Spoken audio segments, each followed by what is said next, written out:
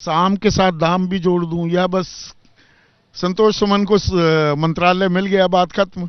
नहीं नहीं, ऐसी बात नहीं है। जो भी ये सीट मुझे मिलेगी मैं लड़ूंगा, लेकिन इन लोग की तरह एनडी गठबंधन की तरह हम लोग, हमारे यहाँ सरफोड़ नहीं है। ये लोग तो भ्रष्टाचार नहीं है। चिराग पासवान 2 दिन हो गए साथ साथ घूमते फिर रहे हैं बीजेपी नेताओं के, और या बीजेपी नेताओं ने साथ साथ फिरा रहे हैं कि कुछ बोल ना दे। नहीं नहीं नहीं, ऐसी बात नहीं है। वो नेता है, राष्ट्रीय नेता है, घूम रहे हैं, लेकिन इन लोग में एनडीए गठबंधन में जिस प्रकार सरफोड़ है, आज ये जो कह रहे हैं कि नीतीश कुमार चले गए अच्छा हुआ। देखिए नीतीश कुमार जी जो चले गए वो अच्छी बात है। जस करनी तस भोग ही दाता, नरक जाएगे पहले पछताता। आप अपने अध्यक्ष की बात कह समझे? अब इन लोग की बुद्धि विवेक खुला है। जब ये लोग आपस में लड़ रहे हैं, ममता बनर्जी अलग कह रहे हैं कि हम लड़ेंगे, केजरीवाल साहब अलग कह रहे हैं, अब इन लोग की बुद्धि करा कि हम लोग एनडीए गठबंधन एक है। साम दाम के मैंने सवाल पूछे, दंड और भेद के भी थोड़े पूछ लूं। ये मेयर चुनाव होता है, 18 तारीख थी अगर मेरी याददाश्त ठीक है, 18 जनवरी को चुनाव होने थे, तो प्रिजाइडिंग ऑफिसर की तबीयत खराब हो जाती है। अरविंद केजरीवाल का आरोप है वो पदाधिकारी हैं बीजेपी के।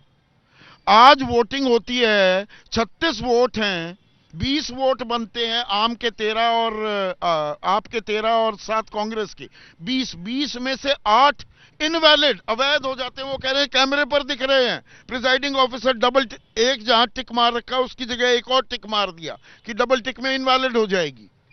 कि यही काम करेंगे 2024 में भी? देखिए जब ये लोग हार जाते हैं ना तो इसी प्रकार कहते हैं। आज इन लोग को रिटर्निंग ऑफिसर ने, प्रिजाइडिंग ऑफिसर ने एजेंट्स को अंदर बुलाने से भी मना कर दिया। जब ये लोग हारने के बाद इसी प्रकार अभी देश में देख रहे हैं कि जो ईडी का दौर चल रहा है, ये लोग कह रहे हैं कि सिर्फ विपक्षियों के हाथ तंग कर। अरे विपक्षी लोग जब इस देश से, इस राज्य से बेबुनियाद नहीं आरोप घोटाला करेंगे, नहीं नहीं बेबुनियाद कैसे है? नहीं, जो कांग्रेस और आम आदमी पार्टी बिल्कुल बेबुनियाद आरोप लगा। सियानी बिल्ली खंबा नोचे, हार गए, इनवैलिड हो गए तो हो गए। वो कह रहे हैं ऐसा कब होता है 8 ऐसे वोट इनवैलिड हो जाए? 36 वोट में 8 इनवैलिड, जरा परसेंटेज देखिए तो। इतने बड़े पैमाने पर वोट इनवैलिड होने लगे तो इसका मतलब यह देश लोकतंत्र के काबिल अभी हुआ नहीं है सर। क्या आप ये मान रहे हैं? क्या यह संदिग्ध मामला नहीं है कि 36 में 8 इनवैलिड? क्या यह देश इतना अनपढ़ और गंवार आज तक बचा है जिसमें 36 में 8 इनवैलिड वोट हो जाए? और वो भी सिर्फ एक गठबंधन के, कांग्रेस पार्टी और आम का जो गठबंधन है आपका। बाकी के 16 के 16 ठीक, 15 बीजेपी, 1 शिरोमणि। जो भी इनवैलिड हुए वो हमारे हो गए और जितने वैलिड हैं वो इनके हो गए। ये आपको संदिग्ध नहीं लगता क्या? बोलिए ना। देखिए कह रहे हैं कि देश में लोकतंत्र नहीं था। सचमुच में अभी तक लोकतंत्र नहीं था। जब से माननीय प्रधानमंत्री अटल बिहारी वाजपेयी की सरकार बनी है और नरेंद्र मोदी उस वक्त से लोकतंत्र की बहाली हुई है। 2004 से 14 के बीच में नहीं, एकदम बिल्कुल नहीं था। ये लोग कांग्रेस वाला क्या बात करेंगे, चाहे जवाहरलाल नेहरू हो, चाहे इंदिरा गांधी हो, चाहे राजीव गांधी हो, चाहे प्रणब मुखर्जी हो, ये सब हम गुलाम थे, हम गुलाम थे। ये लोग अनुकंपा पर लोकतंत्र की हत्या करके प्रधानमंत्री देश के बने थे। 140 करोड़ जनता को ठगने का काम किए थे। जीतन राम मांझी मुख्यमंत्री कब बने थे? 2015, 2014, 14। 2013 में क्या हुआ था आपके गठबंधन का? किसके साथ थे, किससे अलग हटे थे, किसको तानाशाह बताया था? आप लोकतंत्र की बात कर रहे हैं। बीजेपी से हटे थे, फिर जीतन राम मांझी उस सरकार के मुख्यमंत्री बने थे, या याददाश्त कमजोर पड़ गई विजय बाबू? नहीं नहीं, देखिए बीजेपी के साथ नहीं, हम लोग नीतीश कुमार जी के साथ थे, जिन्होंने बीजेपी का साथ छोड़ दिया था 2013 में। जी जी, तानाशाह बताते हुए। हाँ बताते हुए छोड़े थे, लेकिन उस वक्त जो माननीय जीतन राम मांझी ने इस राज्य को जिस ढंग से चलाने का काम किया वो अलग हो गई। मैं लोकतंत्र को कौन मजबूत कर रहा है।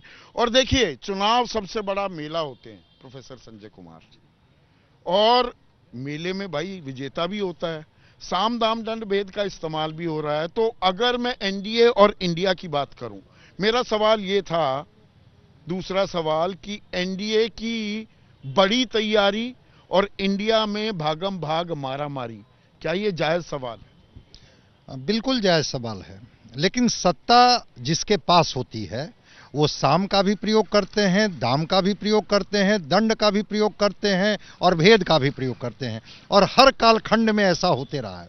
लेकिन मैं 2 कालखंडों का उदाहरण देना चाहता हूं। एक, जिस कालखंड में दशरथ और राम थे, लेकिन राम के उस अश्वमेध के घोड़े को चुनौती किसने दिया? लव और कुश ने।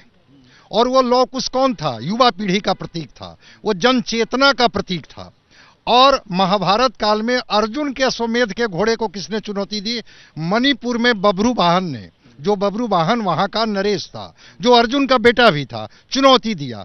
तो जब कभी सत्ता साम दाम दंड भेद के महाने जब निरंकुश होने लगती है, आताताई होने लगती है और अनावश्यक तरीके से अपने अधिकार का दुरुपयोग करने लगती है, तो लवकुश जैसे लोग आते हैं जो युवा पीढ़ी का प्रतीक है, बब्रुवाहन जैसे लोग आते हैं, इनको मैं संख्या में नहीं मानता हूं। राम के पास तो राजनीति में लवकुश और बब्रुवाहन जैसे लोग बचे हैं, बिल्कुल बचे हैं। वो जो युवा पीढ़ी है जिसकी ऊर्जा को हम लोग मेजर नहीं कर रहे हैं, जो चतुरंगिनी सेना को चुनौती दे सकता है, जंगल में रहने वाला वो 2 नौजवान कबीला का रहने वाला लड़का, आप क्या मानते हैं कि क्या ऊर्जा इतनी खत्म हो गई है कि सब कुछ निरंकुश हो जाएगा? जैसे ही घड़ी का काटा दोपहर 2:30 पे आए, बबीता जी का दिल सास बहू साजिश के लिए मचल जाए।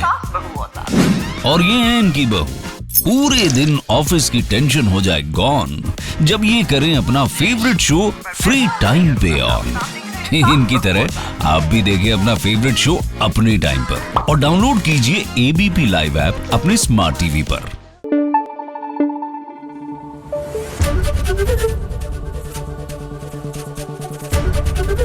एबीपी न्यूज आपको रखे आगे।